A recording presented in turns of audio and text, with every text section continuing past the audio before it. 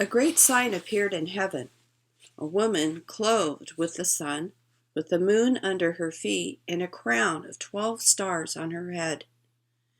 She was pregnant and cried out in pain as she was about to give birth.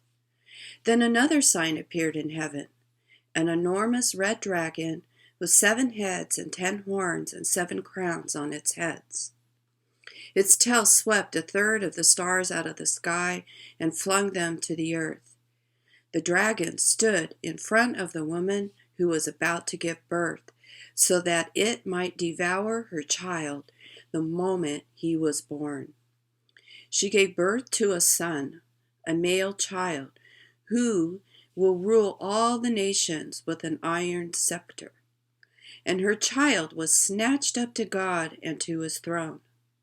The woman fled into the wilderness to a place prepared for her by God, where she might be taken care of for 1,260 days. Then a war broke out in heaven. Michael and his angels fought against the dragon, and the dragon and his angels fought back. But he was not strong enough, and they lost their place in heaven. The great dragon was hurled down, that ancient serpent called the devil, or Satan, who leads the whole world astray. He was hurled to the earth, and his angels with him. Then I heard a loud voice in heaven say, "Now have come the salvation and the power and the kingdom of our God and the authority of his Messiah. For the accuser of our brothers and sisters, who accuses them before our God day and night, has been hurled down.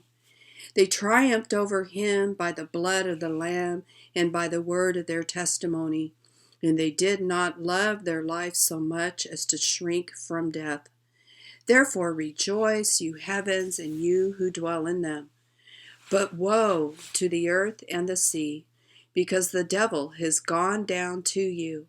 He is filled with fury, because he knows that his time is short." When the dragon saw he had been hurled to the earth, he pursued the woman who had given birth to the male child. The woman was given 2 wings of a great eagle, so that she might fly to a place prepared for her in the wilderness, where she would be taken care of for a time, times, and half a time out of the serpent's reach. Then from his mouth the serpent spewed water like a river to overtake the woman and sweep her away with the torrent. But the earth helped the woman by opening its mouth and swallowing the river that the dragon had spewed out of his mouth.